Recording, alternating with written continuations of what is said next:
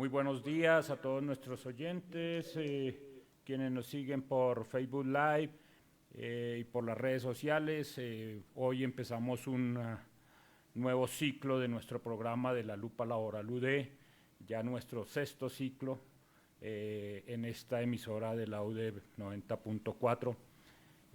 Y pues les damos una bienvenida a esta nueva temporada, donde vamos a analizar muchos de los temas de actualidad que tienen que ver hoy con el empleo, tanto el empleo público, los derechos laborales, la seguridad social y la seguridad y salud en el trabajo. Para empezar esta nueva temporada, pues nada más oportuno que comenzar a hablar un poco de la negociación colectiva de los empleados públicos que se está dando hoy en Colombia. Los empleados particulares, los pensionados y demás ya tienen aumentos salariales, han mejorado ya las condiciones para este año.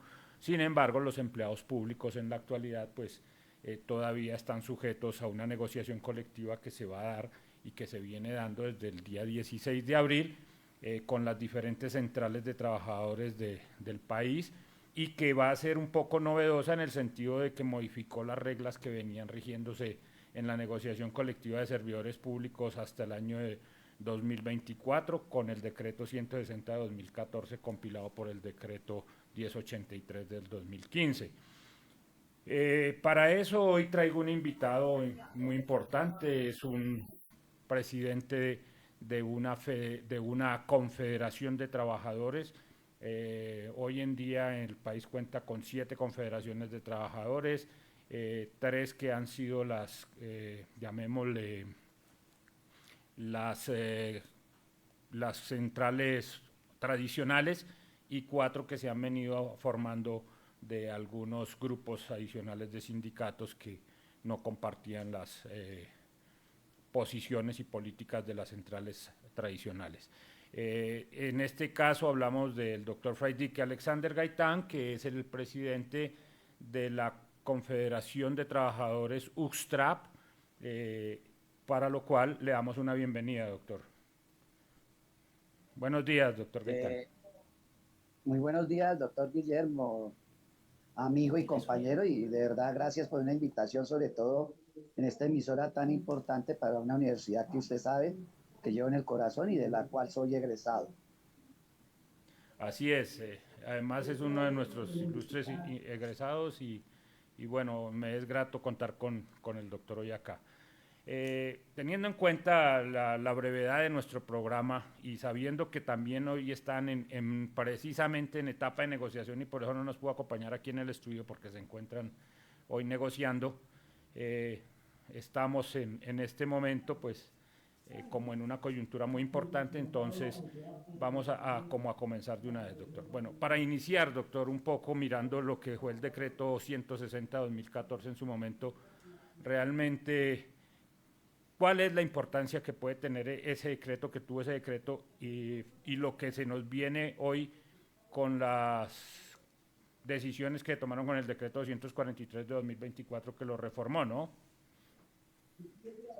Gracias, doctor, por la importante pregunta y pues no dejo de ser maestro, soy normalista y licenciado de Ciencias Sociales de la Distrital y pues he hecho otros recorridos internacionales y que es lo que me ha aproximado al mundo del derecho, a los derechos humanos, el tema en Washington, el tema en Europa. Ahorita terminé una maestría en la parte de gestión pública en la EAN, porque si nosotros no tenemos el conocimiento y los trabajadores no nos apropiamos de las herramientas, no vamos a impactar realmente esos procesos de negociación, ¿cierto? Que es, en este caso es exclusivo para empleados públicos, recordando que la categoría de doctor de servidores públicos también cobija a los trabajadores oficiales que generan convención colectiva y aquí generamos son acuerdos. Yo haría un recorrido, doctor, si usted me lo permite. La novedad es el tema de la inclusión al bloque constitucional de los convenios OIT estratégicos, ¿cierto?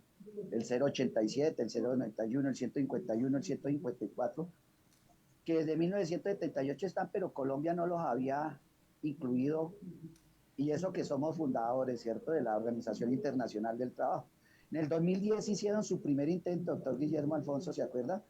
Con el 535, pero ahí no hablaba sino de concertación, o sea, un grito a la bandera en el gobierno de Álvaro Uribe Vélez. Y los primeros que llegaron a ese sistema fueron los compañeros de FECODE, pero no avanzaron en nada, porque la lógica jurídica no permitía realmente hablar de negociación, que es lo que propugna la Organización Internacional del Trabajo.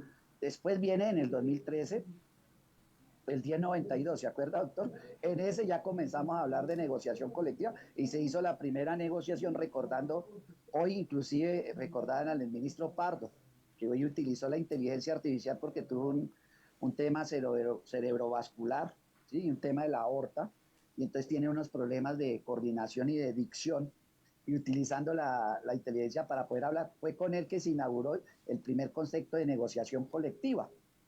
Y ya después llega el 160, que su merced lo nombra muy bien, y en el presentamos pliego en 2015, ya un pliego nacional, que es cuando nosotros llegamos como federación, como Feustra Nacional, y dimos el proceso, pero siempre dimos que el 160 le faltaba más dientes, pero había más evolución. Y pues con el último, que su merced ya, el 243 que lo nombra, pero tiene un parágrafo lesivo y que nosotros ya lo hicimos lo correspondiente ante Consejo de Estado y Corte Constitucional, es la pretensión, digamos, de generar que las organizaciones, digamos, más fuertes desconozcan las minoritarias, y esa es la discusión en contrariedad inclusive de la mal llamada reforma laboral, porque en los acuerdos estatales nosotros logramos acuerdo para el Estatuto del Trabajo. En ese ejercicio vamos en contrariedad de lo que nosotros le hemos llamado el unicato. Entonces hemos hecho las acciones, es un parágrafo que está ahí, pero se avanzó en algo muy importante, doctor, y usted lo está diciendo, en la cual estamos muy de acuerdo. Se generó mayor organización y comenzamos a hablar de algo muy novedoso, que es la negociación multinivel por ámbitos. Entonces tenemos la negociación singular, que iniciamos el año pasado estrenando ese decreto, porque se solapó. Acuerden que hay un tema de demanda también por el tema de,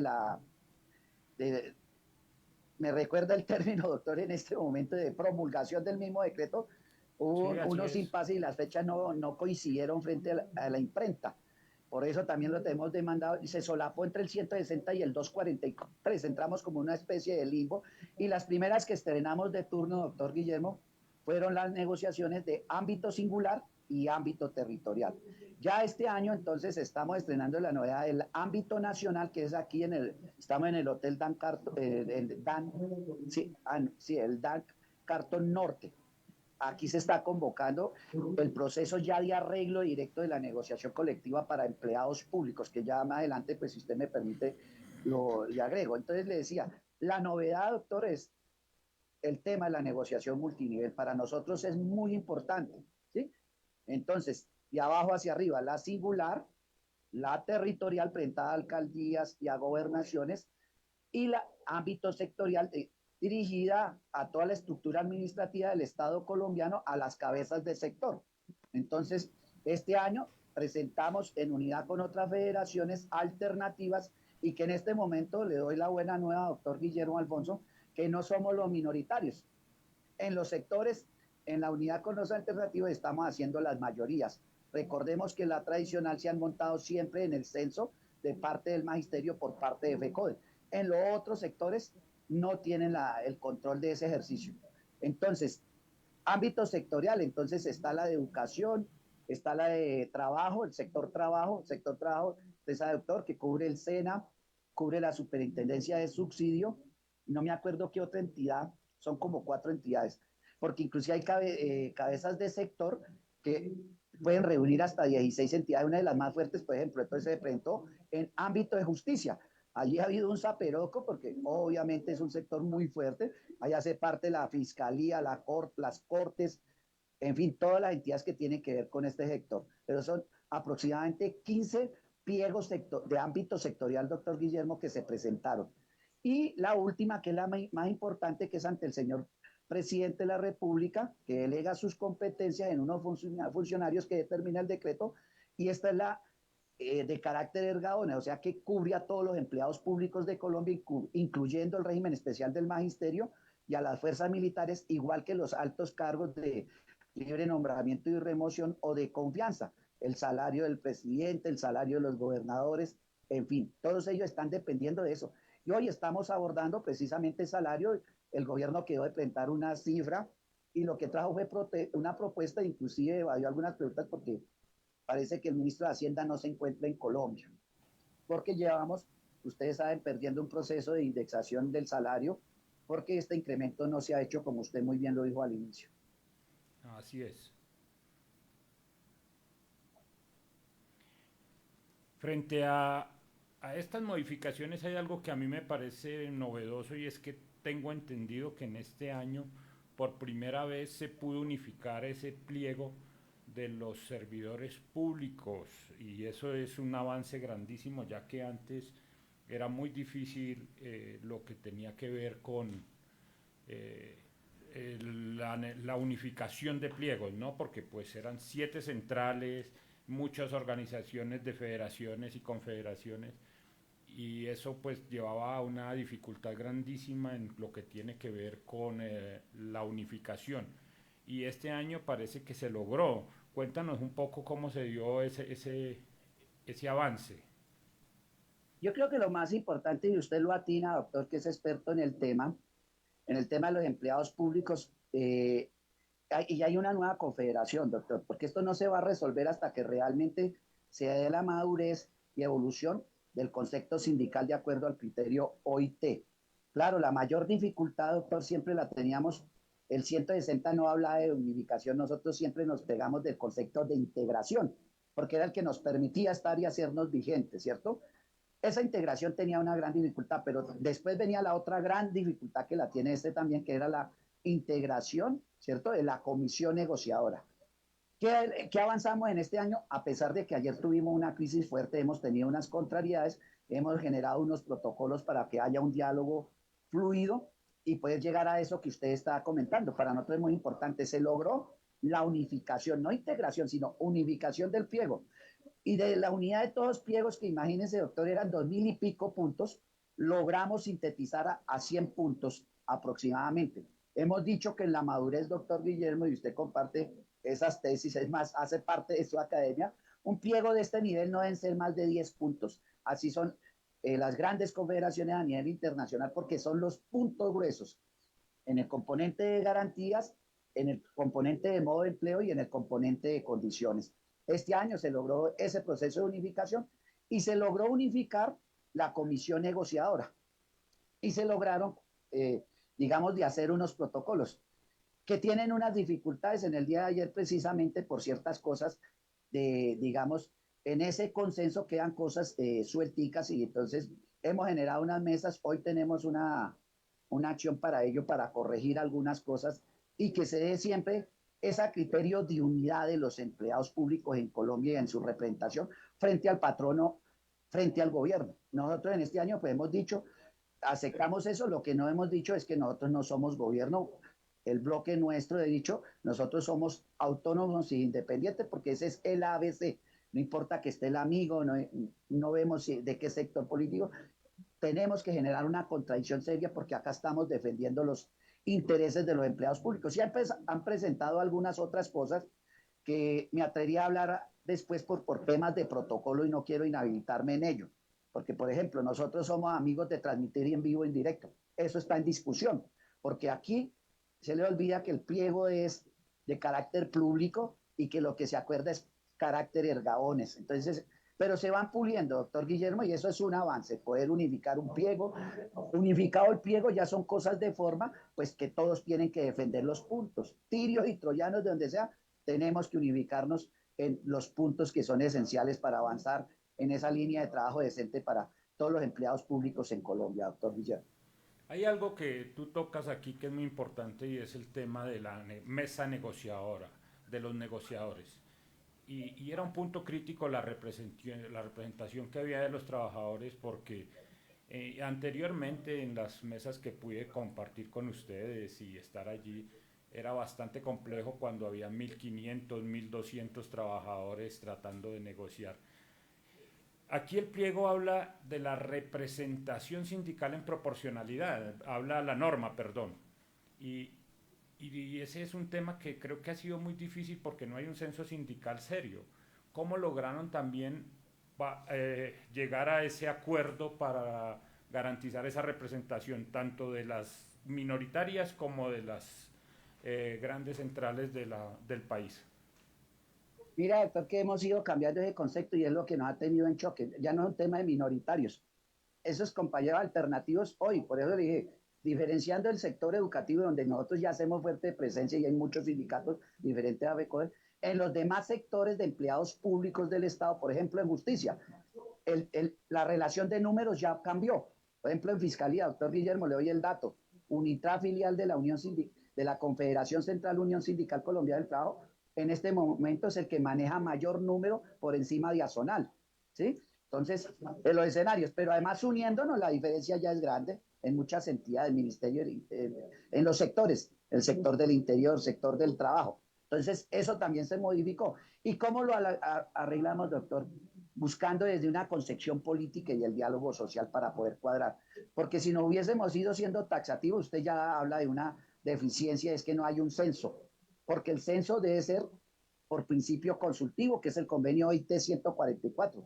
El Ministerio del Trabajo no es competente para hacer censo unidireccionalmente. Y el concepto de representatividad también refiere al tipo de enfoque que tienen las confederaciones, que eso también es un tipo de discusión, ¿sí? Frente a ese ejercicio de representatividad. Me explico. Si hay una confederación solo de sectores afro, pues esa confederación es la mayoritaria en donde en esos sectores, ¿sí? O de mujeres, por ejemplo, si no las hay.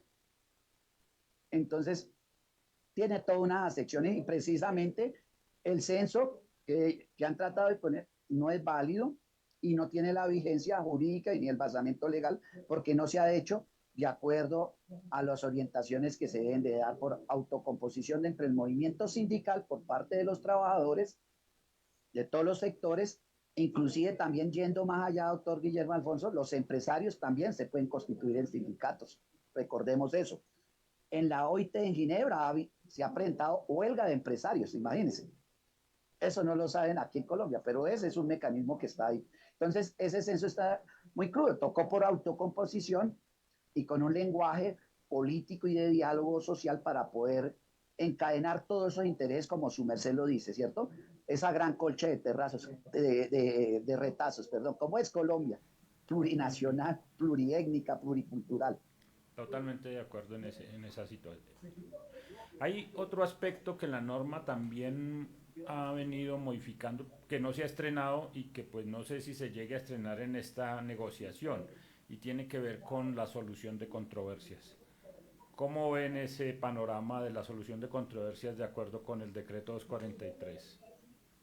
Pues es que no es bien claro y sigue con el tema de figura de mediación. Y por ejemplo, hay, precisamente hace en la negociación pasada, no la de Gustavo Petro, sino la anterior, la del 2021, recuerda que nosotros recusamos al ministro de Trabajo de la época, ¿sí? Ángel Custodio Cabrera. ¿Por qué? Porque la misma arquitectura de los decretos mal hechos violan la jerarquía de la norma, ¿cierto? Citemos a Hans Kelsen por decir algo, las normas tienen una jerarquía, ¿sí? Entonces terminan unas contradicciones y eso implica un poco de circunstancias frente a eso. Y no hay los dientes suficientes para finiquitar en un proceso donde la negociación se empantane. Usted sabe, doctor, que usted que es experto, entonces, por ejemplo, en la negociación de trabajadores oficiales o sector privado, se tiene el tema del tribunal de arbitramiento. Nosotros no lo tenemos. Esa es una dificultad. Y creo que todo eso tiene que ser parte de voluntad política, la voluntad del legislador, en fin, como las diferencias que tenemos actualmente frente al tema del Estatuto del Trabajo y la mal llamada reforma laboral que la quiere pasar por vía de comisión séptima, por vía ordinaria, cuando es estatutaria. Entonces, doctor, ya me están llamando, me gustaría un siguiente programa, hoy no, porque precisamente estamos en el debate del salario ahorita. Me acaban de llamar de Secretaría Técnica, doctor Guillermo. Yo, para cerrar ya, igual ya estamos llegando casi al final del programa. Eh, Quería preguntarte algo. ¿Cómo ven las bases sindicales y los empleados públicos estos cambios y cómo se fortalece o se debilita la negociación colectiva en el sector público con esta nueva norma? Y creo que con esto cerramos contigo y ya para terminar también el programa. Muchas gracias, doctor, y a la audiencia. No, aquí, ¿qué tenemos que hacer? Seguir haciendo pedagogía y formación, ¿sí? Ahorita, por ejemplo, en el tema de en Cancillería está a puertas de una declaratoria de huelga, porque la mesa no se ha instalado.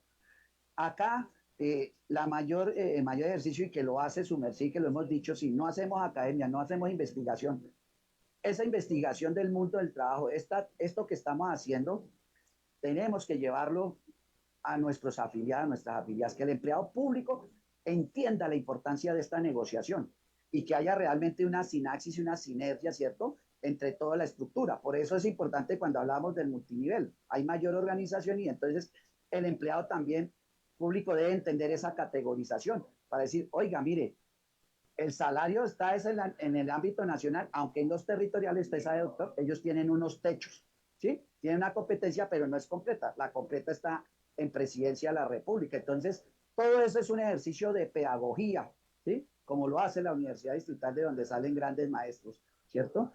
Tenemos que hacer mucha más pedagogía, mayor efectividad en comunicación y algo que hemos dicho, doctor Guillermo, y coincidimos, es que en el tema, por ejemplo, nosotros utilizamos ya herramientas de inteligencia artificial para integración de pliegos, ¿cierto? Y reducción de puntos.